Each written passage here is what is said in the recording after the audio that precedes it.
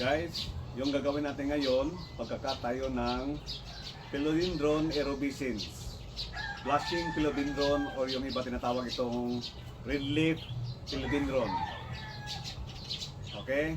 Tara! Umpisa na natin.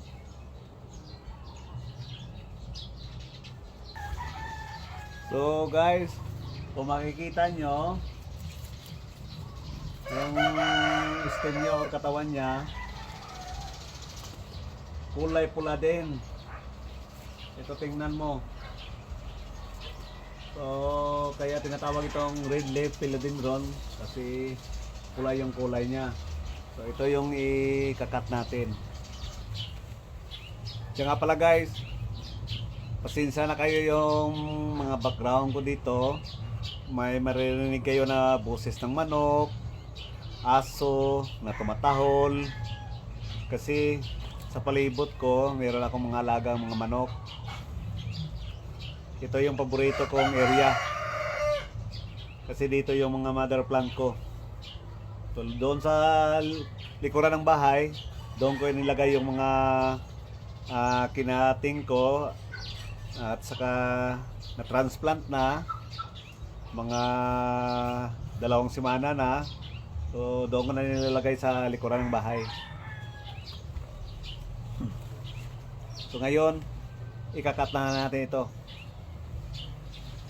Dami ng ugat, so hindi tayo mahihirapan itong buhayin siya. So ito na.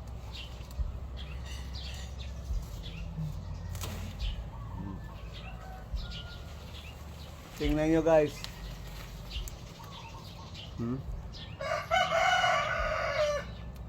Yung sa loob niya pula rin ang kulay.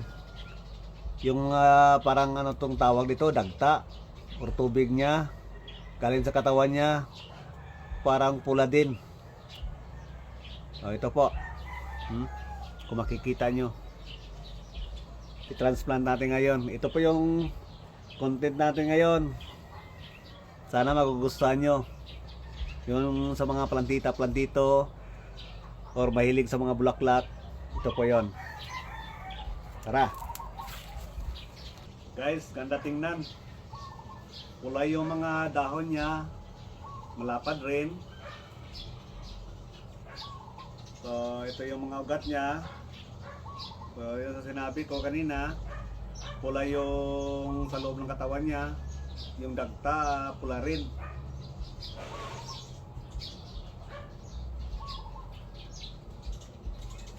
So again, ito po yung Philodendron erubescens, the blushing philodendron, or yung iba tinatawag itong red leaf philodendron.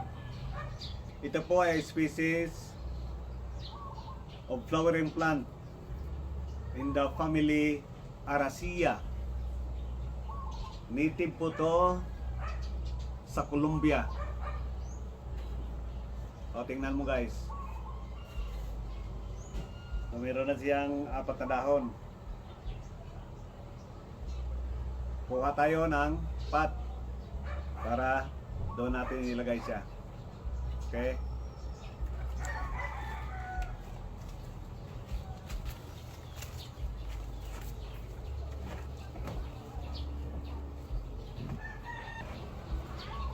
So, ito yung paglalagyan natin guys. Itong pot ko na DIY. Guma po ito. Mga recycled materials to na mga sira o mga guma ng mga sasakyan na hindi na magagamit. Ginawa po natin itong pot.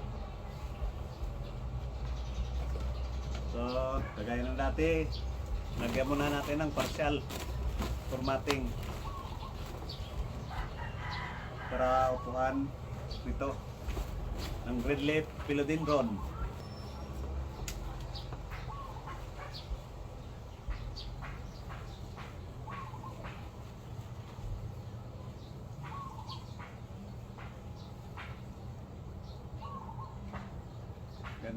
Ganda talaga.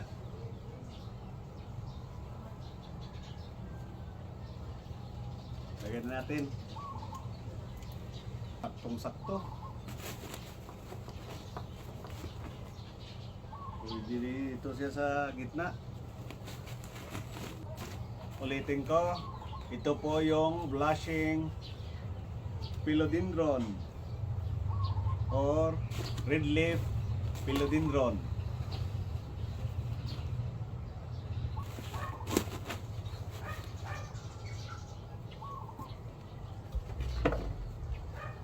Higyan natin kunti para hindi matumba.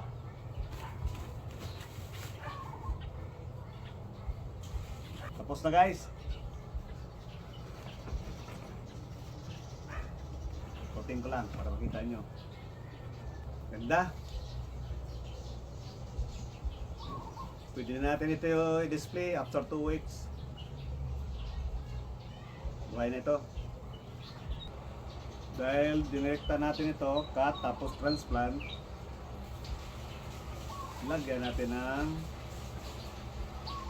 tubig na may nutrient solution para sigurado po tayo na mabubuhay siya.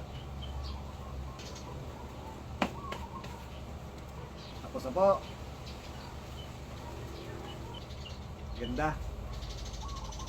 Sana magugustuhan nyo. Salamat po sa inyo sa panonood nito. Salamat po sa mga support at saka sa mga followers ko. Salamat po. Sa mga friends ko, salamat. God bless everyone.